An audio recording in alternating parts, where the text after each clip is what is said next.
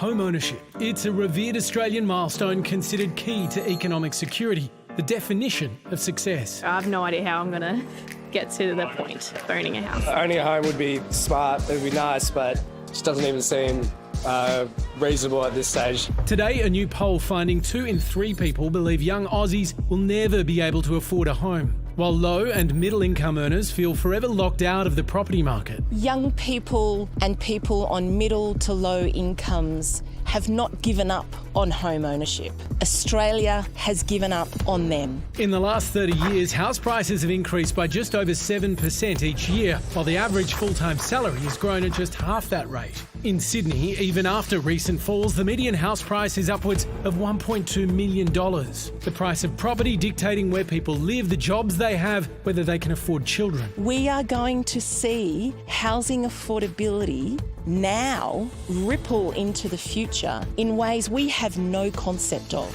In the 60s, home ownership was around 70%. Today, only 35% of people hold a mortgage, while more than 30% rent. It is a landlord's haven at the expense of renters. You can't put up a picture, you can't paint your walls, you can't shape a rental property into a home to grow a family in because of the rules and regulations that make renting a short-term prospect. We have goals trying to be stable and settled in our lives. Well, you can never really settle anywhere or feel like you can settle somewhere long term because it's not yours. It's devastating.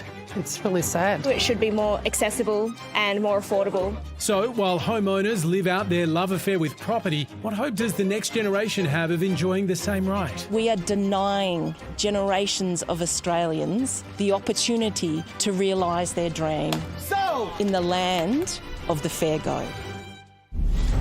If anyone is despondent about the state of the Australian property market, it's Shane Wright, and he joins us now.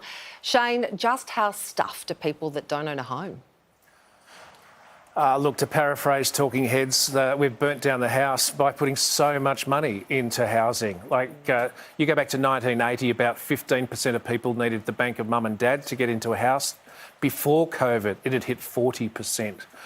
The length of time you take to pay off a mortgage is extending, and banks have had to extend that out. And so the amount of money that you're paying off is high, even though interest rates are extraordinarily low. And like as your package touched on then, the rental market is also absolutely diabolical by international standards. Yeah, I feel for people trying to rent. I saw a queue at the weekend of about 100 people trying to get a 2-bedroom apartment.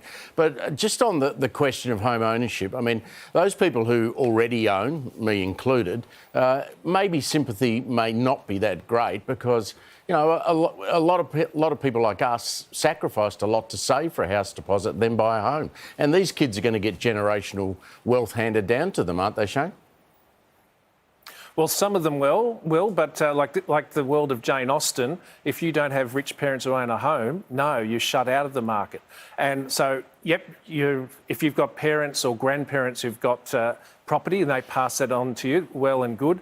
But the whole way that the housing system's gone bonkers in this country means there's not money being poured into, say, aged care or the health system, or we have higher taxes than we would otherwise need. And that affects every person, not just those looking to get into the market. Those who own their own home are affected in some way by what's going on.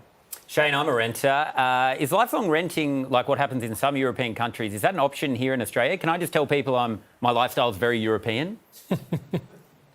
You need to go out and get some coffee to pass that off, I reckon. Yeah.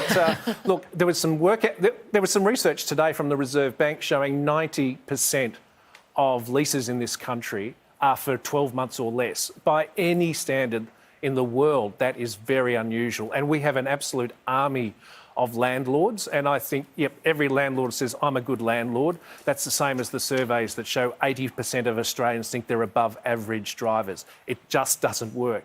And then you have a whole real estate industry that is based upon clipping the money that comes through them to inspect and look after this vast body of really small landlords. And I think that's also a problem in this, especially for tenants and even for landlords who are looking for a capital gain out of their property holdings. So what do you say to people that are thinking about their financial future, Shane? Do you say just actually give up on the idea of saving to buy a home, maybe save your money and do something else with it, invest it a different way? Pray that your mum and dad have got a property. Perhaps take out a bricklaying licence and go into the construction. Or at the end of the day, I think young people, and we talk to, say, someone like Saul Eslake, a really respected economist, who said young people need to get angry. You can't, this cannot continue. So you really need a bit of anger amongst people who are the worst affected and ensure that sort of permeates up through the elected class, your local council, the state government and the federal government. They're not that angry because they're moving to Spain with Sam. It's going to be great. European lifestyle. Well, that would make me happy, but I think if you're stuck here in Australia, perhaps you should get a little bit cheaper to buy a house in Spain. Yeah, and Shane can come with me as well if you want. I'm happy to take everyone. Shane, thank you very much for your Sam, time today. I'm on board with that. Yeah, okay, great. Me too. God, happily ever after. Yeah. Good luck, guys. Shane, see you later. Cheers.